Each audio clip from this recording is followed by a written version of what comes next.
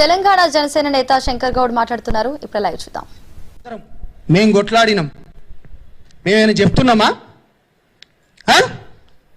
ప్రజా సమస్యల పైన, భూముల పైన కావచ్చు, సంక్షేమ పథకాల పైన కావచ్చు, మేము కొట్లాడుతున్నాం, మేము మాట్లాడుతున్నాం. మీడియా మిత్రులందరికీ చేతులెత్తి దండం పెడుతున్నా. నేను ఒక మాట చెప్పదలుచుకున్నా. పవన్ కళ్యాణ్ గారి పైన ఇవాళ ఇంత ఎందుకు చేస్తున్నారంటే, హిందూ ధర్మం పైన మాట్లాడడమే చేసిన తప్ప పవన్ కళ్యాణ్ గారు. హిందూ ధర్మం పైన పవన్ కళ్యాణ్ గారు మాట్లాడడం చేసిన తప్ప, దేశం గురించి, ధర్మం గురించి మాట్లాడుతుంటే అవాకులు చవాకులు పేల్చడం మీ తప్ప. నిన్న మీడియా వాళ్ళు మీరందరూ ఉన్నారు కదా, వీళ్ళందరూ లెఫ్ట్ వింగ్ కాదా? తులసి చంద్ ఎప్పటికీ మాట్లాడదు. దాని తర్వాత నాగేశ్వరరావు ఎటువంటి బేవచాలు మీరు చూడండి అన్న. మీరు నాకు ఏ క్వశ్చన్లు అయినాయండి, నేను మాట్లాడతా. దాంట్లో మెజారిటీలో కూర్చున్న వాళ్ళందరూ, మెజారిటీలా నేను అనేది మెజారిటీ లెఫ్ట్ భావజాలం ఉన్నోళ్ళు కాదా? మీరు దేశం పైన, ధర్మం పైన కొట్లాడటానికి సౌత్లోకి వెళ్ళి పవన్ కళ్యాణ్ గారికి మంచి ఆదరణ వస్తుందని చెప్పేసి అందరినీ ఏకఛత్రాధిపత్యం పైన నడుపుతున్నాడని ఇంత కుళ్ళెందుకురా బాబు మీకు? నువ్వు హెరిటేజ్లను దాడి చేస్తావు, చేసుకోరా భయ్, మాకేముంది? నువ్వు ప్రొఫెసర్ నాగేశ్వరరావు ఆంధ్రప్రదేశ్లో అక్కడి నుంచి పంపించానుగా. ప్రొఫెసర్ నాగేశ్వరరావు మీ దాంట్లో మాట్లాడుకుంటూ కొంతమంది చెప్పిండ్రు కదా, పోలీసు వాళ్ళు వచ్చిండ్రు అనుకుంటే మీరు ప్రాంతాల మధ్య రెచ్చగొడుతున్నారు కదా. బుద్ధున్నారా బెదవాళ్ళారా? పోలీసు వాళ్ళు వచ్చినట్టు ఒక్క రుజువు చూపియండి రా. నేను తెలంగాణ బిడ్డనరా, నేను కట్టర్ తెలంగాణవాదిని, 100 కేసులైనని. మీ పైన ఏడైనారా? మీ ముండామో పిల్లారా, మీ పైన కేసులు ఏడైనాయిరా? అరే నేను జైల్లోకి పోయినన్నా, నేను జైల్లోకి పోతే నాకు బెయిల్ ఇవ్వలేదన్నా, నేను ప్రత్యక్ష సాక్షిని.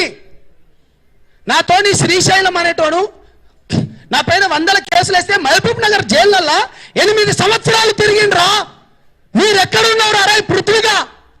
మీ అయ్య చేసేడు కావచ్చు ఉద్యమం, నేనేం అంటలేను. నువ్వు చేయవారా బిడ్డ? తెలుగుదేశం ఉద్యమంలో మీ అయ్యగారు చేస్తే, మేము మలిదేశం ఉద్యమంలో మా పైన 100 కేసులు అయినాయిరా. షూట్ అండ్ సైట్ ఆర్డర్స్ వచ్చినాయిరా మా పైన. ఏం మాట్లాడుతున్నావురా? నేను పవన్ కళ్యాణ్ గారిని నా నాయకుడిని ఎందుకు అనుకున్నానో చెప్తా. కేవలం పేద ప్రజలకు మంచి చేస్తా అన్నాడు కాబట్టి ఆయన ఎంబడిపోయినా. దేశం గురించి, ధర్మం గురించి నాకు దేశమే మొదట.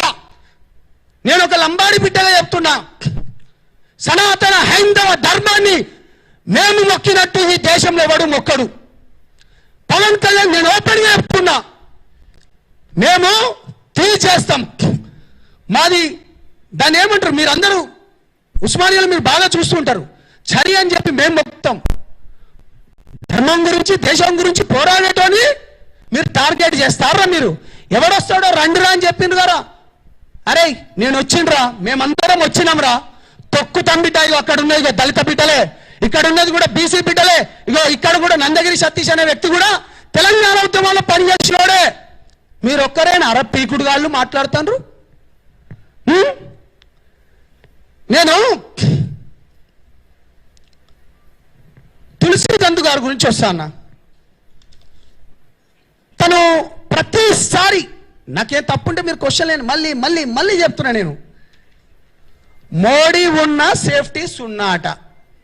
అరే అన్న, ఎర్రకోట దగ్గర తీవ్రవాదులు ఎవడో వచ్చి వాడు కార్ల ఎక్స్పోజ్ పెట్టి చంపివేస్తే, అన్న ఇగో ఇక్కడ కింద సెన్సెక్స్ కూడా ఉందన్న.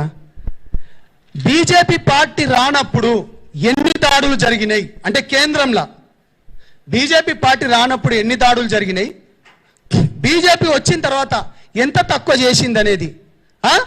ఇప్పుడు టెర్రరిస్టులు మన పైన దాడి చేస్తే నువ్వు ఇక్కడ ఉన్న ఇంటెలిజెన్స్ రిపోర్టర్ను కూడా మోడీ ఉన్న సున్నా. దాని తర్వాత ఏంది, పహల్గాం దాడి జరిగితే మోడీకో బోలో. ఇంకేంది, పహల్గాం టెర్రర్ అట, మోడీకో బోలో అట. అరే మన పక్కనున్నోనికి అన్న, మీ అందరికి తెలుసు, మీరందరూ ఉస్మానియాలో అన్న మీ అందరికి తెలుసు, మన పక్కనున్నోనికి తెలవడానికి ఏమైనా అయితే మనం ఉరికిపోతాము. నువ్వు ఇండివిజువల్ జర్నలిజం పేరుతోని నువ్వు ఏం మాట్లాడతావు తులసి చందమ్మ? నువ్వేం మాట్లాడతావు? సొయ్యుండి మాట్లాడతావా, సొయ్యి లేక మాట్లాడతావా? లేకపోతే ఆపరేషన్ సింధూర్ పైనట, ఆపరేషన్ సింధూర్ పైన విద్వేష వైరస్ కు కొత్త ఆపరేషన్ అట. ఏంటిది ఇది? ఏం జర్నలిజం చేస్తున్నావు నువ్వు? ఏం మాట్లాడుతున్నావు అమ్మా? అదేవిధంగా గౌరవనీయులు పాశం యాదగిరి అన్న, ప్రొఫెసర్ నాగేశ్వరరావు గారిది నేను ఎక్కువ వీడియోలు నేను చూడను, కానీ నీది నేను మంచిగా చూసేటోన్నా. నువ్వు మాట్లాడితే చాలా మంచిగా మాట్లాడుతావు. ఎందుకంటే గత ప్రభుత్వంలో ఉన్నప్పుడు కూడా ఏంది అప్పుడున్న ముఖ్యమంత్రులు కూడా ఏ విధంగా మాట్లాడతారో, ఏ విధంగా పనులు చేస్తామని చెప్పేటోను.